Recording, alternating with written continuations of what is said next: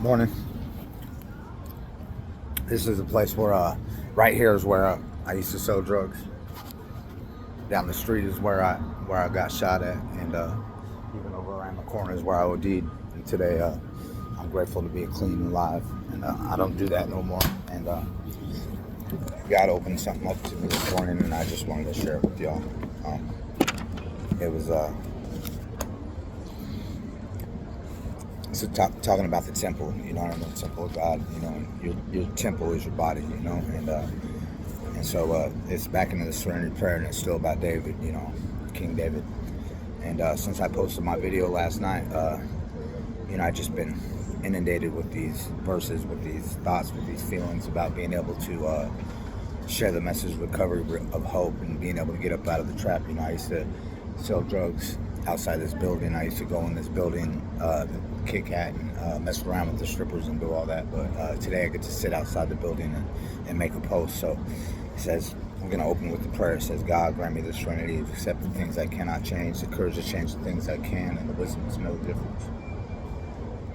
And my story is this, man. When I first got out of prison, man, I was outside this Voodoo Donuts, and I lost all my money in the video poker machine, and I was trying to sell baking soda as cocaine, you know what I mean? And I met this, I guess they were a throuple, and they took me up to the condo, ended up getting high and doing some things, and I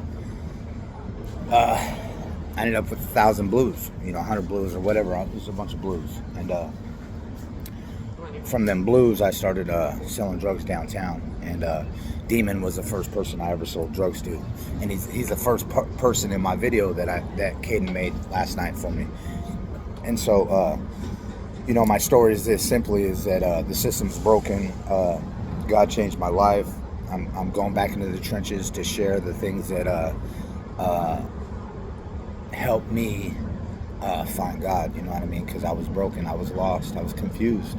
And I thought drugs was the answer, and drugs is never the answer. So it says here, and it reads about 1 Chronicles 28, 1 through 21. And the verse that spoke out to me the most is, it says in 28:20, it says, be strong and courageous and do the work. Don't be afraid and discouraged, for the Lord God, my God, is with you. He will not fail you or forsake you. He will see to it that all the work related to the temple of the Lord is finished correctly. And, you know, we are the temple of God. We have God in us, you know what I mean? And we have to steward that well, you know. And sometimes when we come from the opposite side of the line of God between good and evil, we can get trapped in old behaviors and old ideas and old thinking, especially when it comes to fears of rejection and not belonging. You know, I got deliverance last night.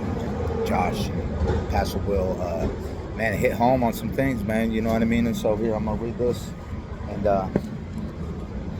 it says, the recovery process doesn't end when our broken parts are repaired. Full recovery involves building a new life that is free. Full, rich, fear of failure, humiliation, or disappointment can keep us from seeking life in all its fullness. It takes courage to dream of the life we truly desire. King David dreamed of building a magnificent temple, the likes of which had never seen, and commissioned his son Solomon to do the work. David said, every part of the plan was given to me in writing from the hand of the Lord. Be strong and courageous and do the work. Don't be afraid or discouraged, for the Lord God, my God, is with you. He will not fail you or forsake you. 1 Chronicles 28, 19 through 20. The Apostle Paul said, we were carefully joined together in him, becoming a holy temple for the Lord. Just as David dreamed of building a magnificent temple, we can dare to dream building a magnificent new life. God has the blueprints already drawn up. It's natural to fear that if we allow ourselves to hope, we'll only be disappointed again, and that we might start and fail, suffering public humiliation. We need to only be strong and courageous and do the work. We need to not be afraid or discouraged by the size of the task, for God, who began the good work in you, will continue his work until it is finally finished. You know, and that was part of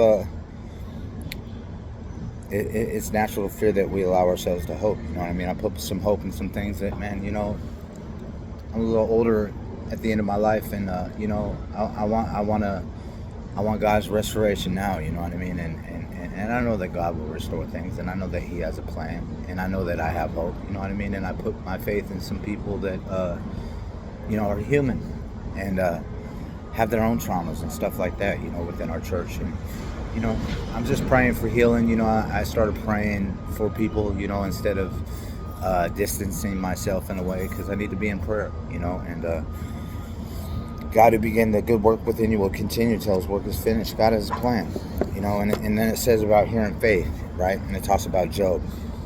It says, when we experience pain and loss because of something that is beyond our control, we may feel like God is our enemy. The anger and confusion we may feel don't need to destroy our faith. We may never grasp why God allows such trials, but at such times we need to wholly trust in God, who is sovereign and will not allow us to suffer more than we can bear. Job felt this way too.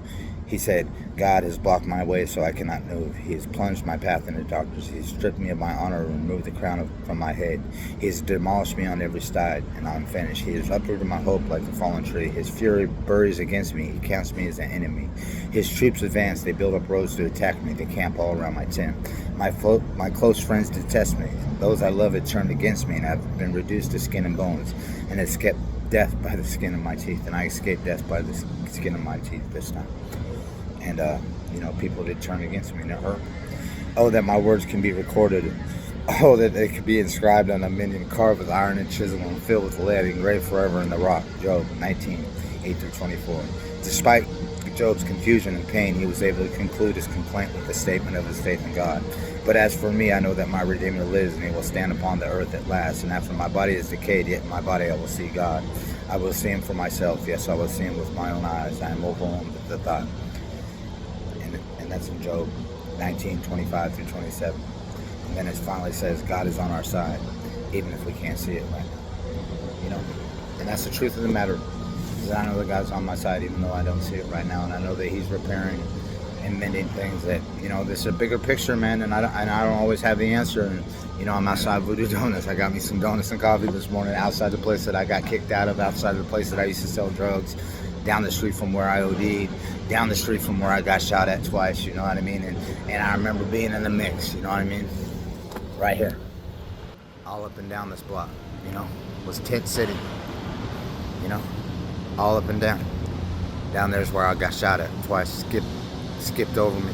There's Skidmore Fountain, where we serve the homeless, you know what I mean? God is with me. God is with you. You know, it's about love and forgiveness and acceptance, you know, even when it's not easy.